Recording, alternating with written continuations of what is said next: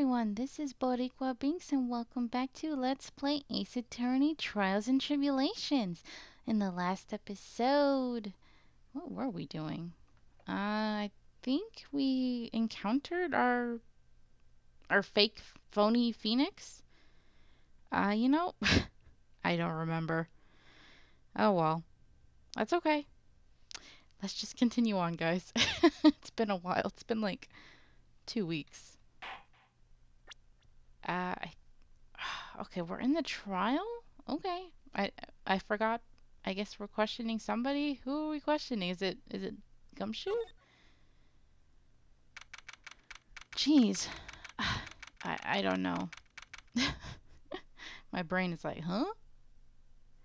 Alright, January 7th, 9:48 a.m. District Court Defendant Lobby number 1.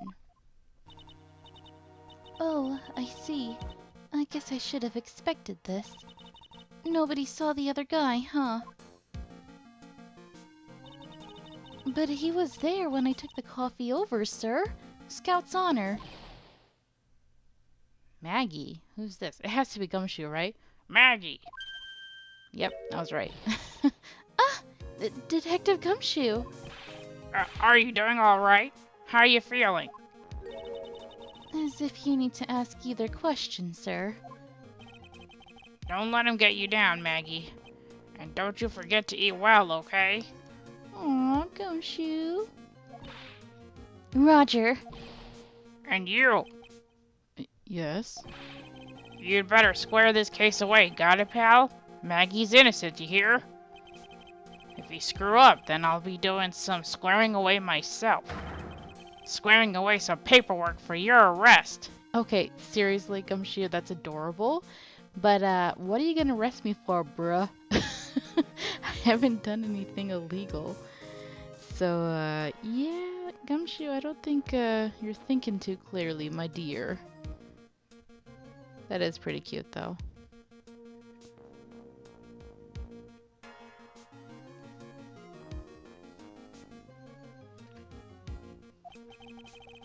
I think he's serious. Hey, detective! You're on our side for once, right?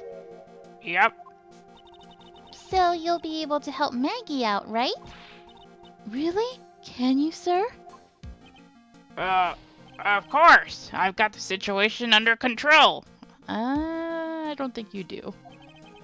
I'm gonna be the first witness on the stand today. If something I say doesn't mesh with the facts, make sure you point it out, alright? Sure. I mean, that's usually what happens anyway. Okay. We're forming a united front today, pal. You get me? Okay. I can't tell you how grateful I am, sir. I've always admired you so much, detective. I know I can count on you. Looks like it should all go pretty smoothly today, huh? Oh no, you just jinxed it. I can only wish. There's no such thing as smoothly for a Phoenix Wright trial. Alright. Godot. Court is now in session for the trial of Maggey Bird. The defense is ready, Your Honor. There he goes with his coffee. Ah, bitter. Mr. Wright. Yes, Your Honor. Oh! What the? Since when do you react to us like this? What's wrong? Nothing, it's just whenever I addressed you in the previous trial, your response was, "You was talking to me?" That should have been an indication that it wasn't him. Like, come on, man. It was a little, well, intimidating. No, that wasn't me. That was the phony Phoenix. I see, so our trusty Phoenix Wright is back with us now, is he? Our trusty. I think that's a good thing, though. Let's not question it. So, Mr. Godot, your opening statement, please.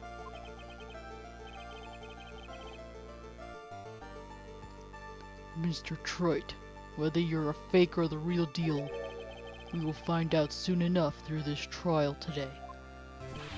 But I can already tell you I'm the real Phoenix Wright. I wasn't questioning whether you are Phoenix Wright or not. I was questioning whether you had studied law or not. Well, that is pretty questionable sometimes. When it comes to Phoenix, it's like, dude, didn't you study law? Like, come on, man.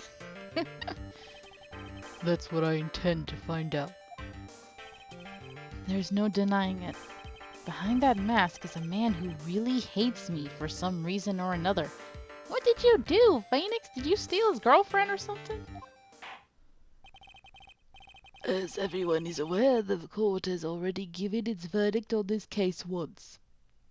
Stupid verdict.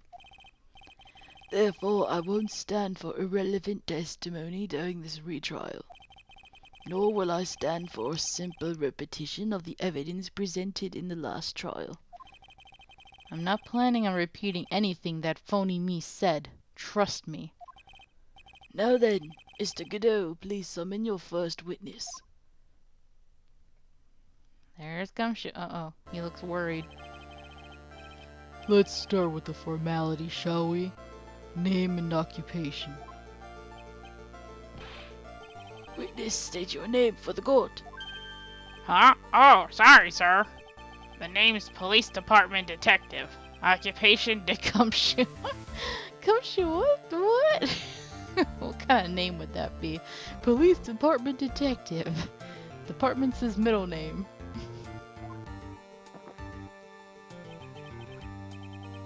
Other way around, detective. Huh? Oh, sorry. Anyway, I'm the officer in charge of this case since yesterday, sir. Since yesterday? Yeah, the guy who was on the initial investigation is tied up with another case now. I hope Gumshoe's really got everything under control. For everyone's sake. I see. So, Detective Gumshoe, would you outline for the court the basic facts of the case? Yes, sir. The victim's name was Glenn Elg. He was a professional programmer. He was on the payroll of Blue Screens Inc., a local company. Oh my god, blue screens. That's not good. This is the victim's autopsy report. The court accepts this into evidence. Okay. That'll be good to look at. And here are the floor plans of the restaurant. The incident took place, the victim was sitting right here. The poisoned coffee was brought over to him by the waitress. The waitress being the accused. Yeah. The victim died from poisoning almost immediately after he took a sip of the coffee. At the time of the incident, there were 2 other people in the restaurant. Mr. Mr. John Armstrong, the owner and chef, and a regular by the name of Mr. Victor Kudo.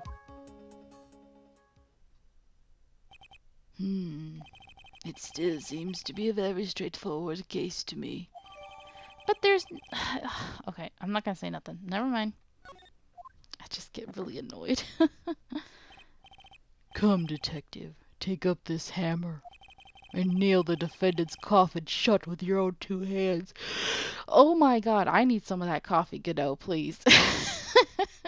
And I'm very certain that you must be aware that the detective does not want to nail the defendant's coffin shut.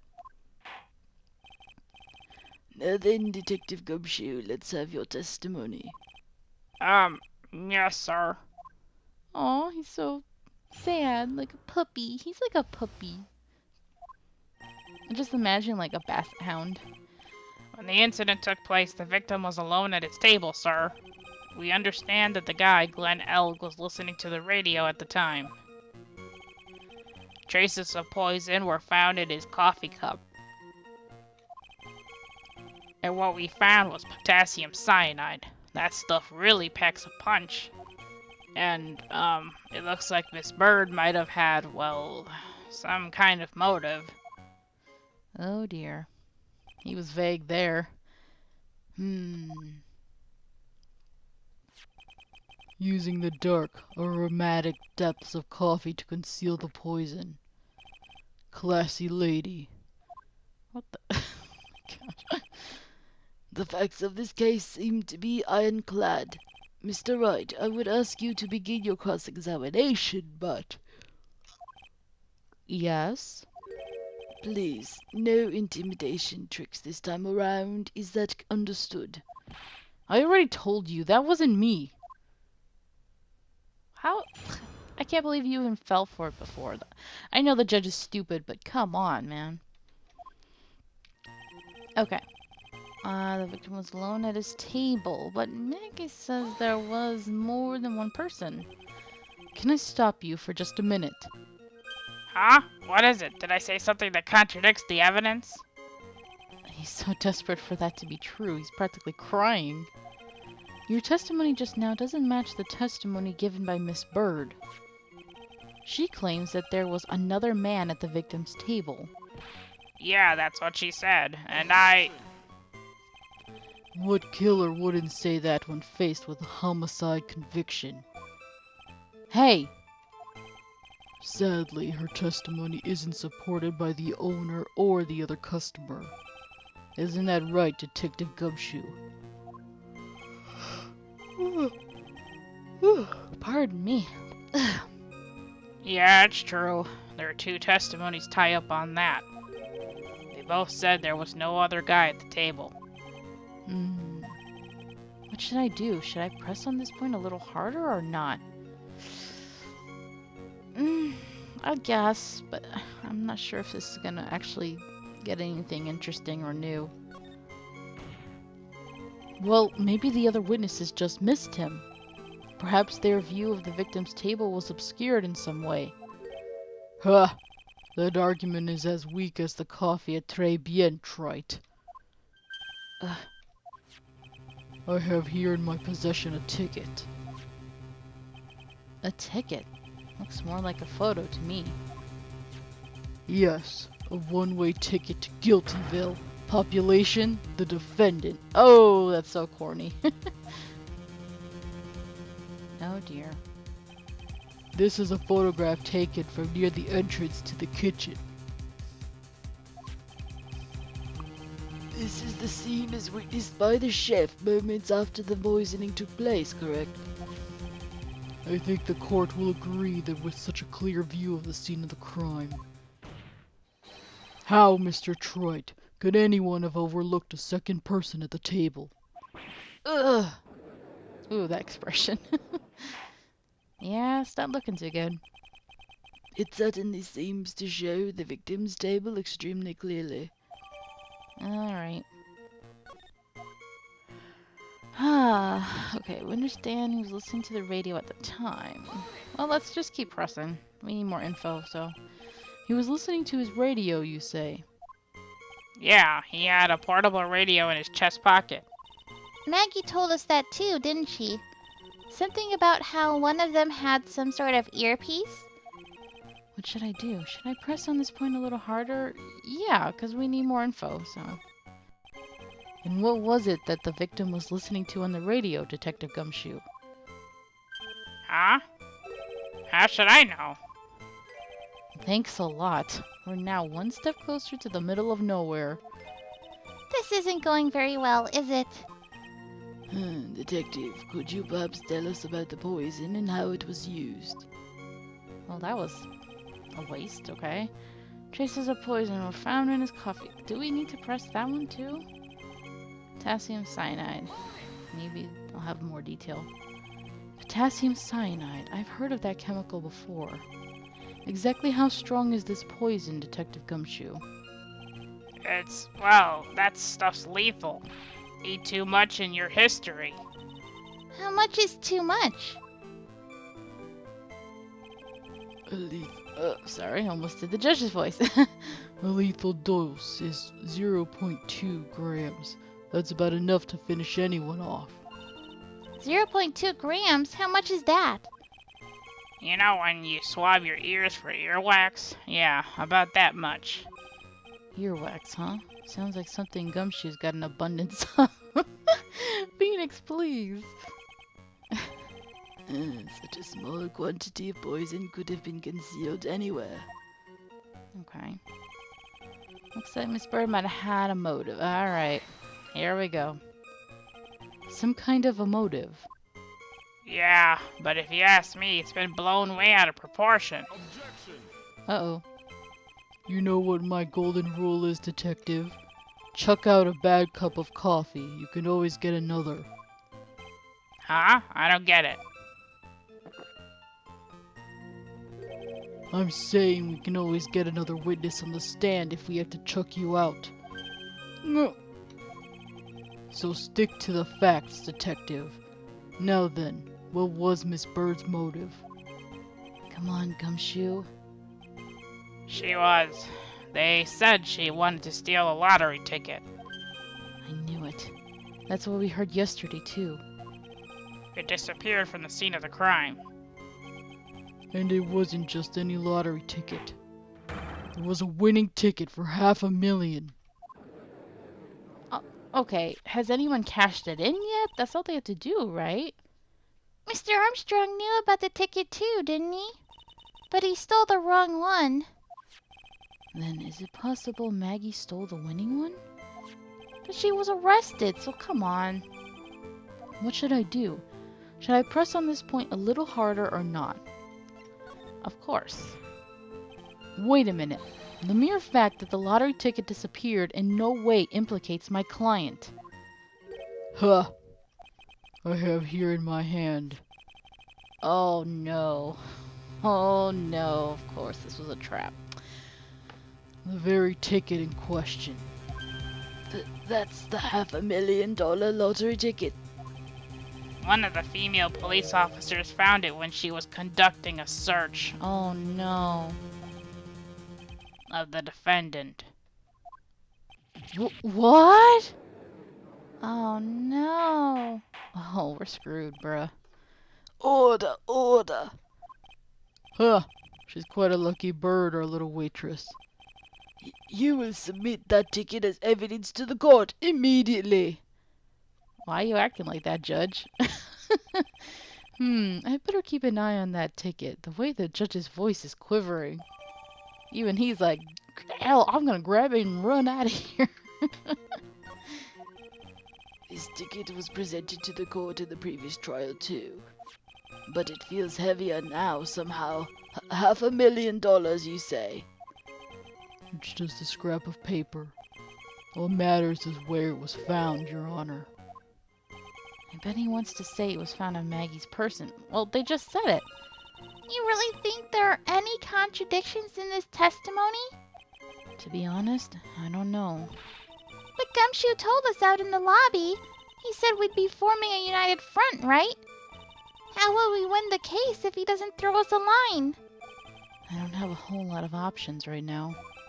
The best I can do is gather the facts together, I guess.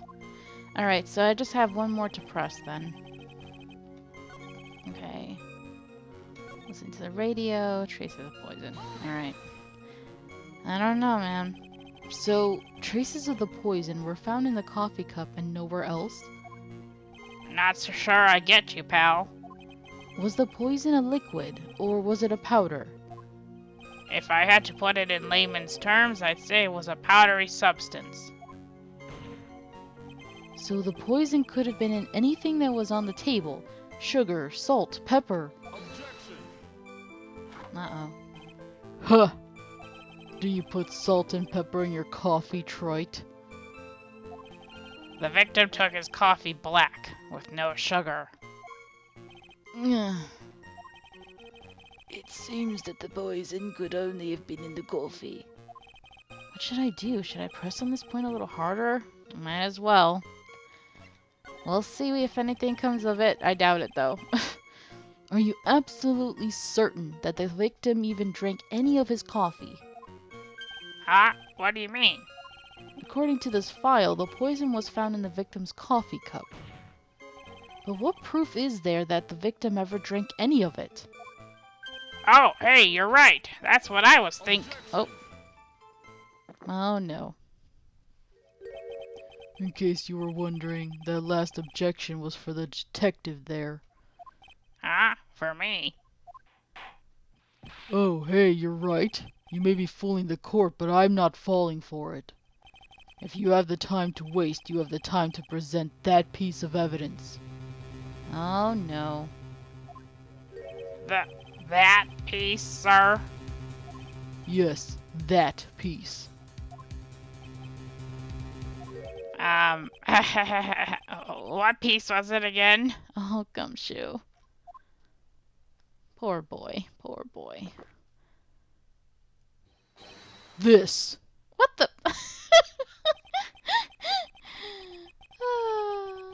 Oh no. Not again. Dang it. You know, Godot, I feel like you deserve a penalty for that. Come on, Judge. Come on. It looks so funny. Should I be grateful this coffee's only hot enough to give me first-degree burns? Oh, now I remember. This is the, victim's coffee cup.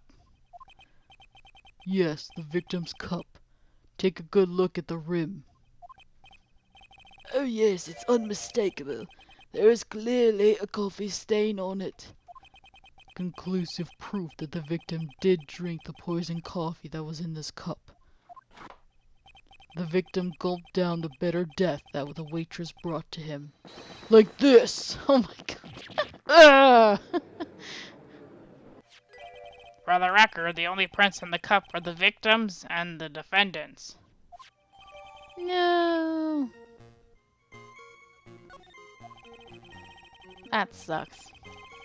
Upon further investigation of this cup, we found a certain chemical substance. That's enough. The facts of this case seem overwhelmingly clear to me. The defendant had ample opportunity to commit the crime of which she is charged. Furthermore, it seems beyond reasonable doubt that she did indeed commit this crime. I like an old man who knows the score. There is also the matter of the $500,000 lottery ticket. That alone provides a very credible motive. I mean, for that sum of money, even I might be tempted to bend the rules. See? Judge, please. I don't mind an old man who is weak to the siren call of money. Not good, Nick. The evidence against Maggey is starting to pile up fast.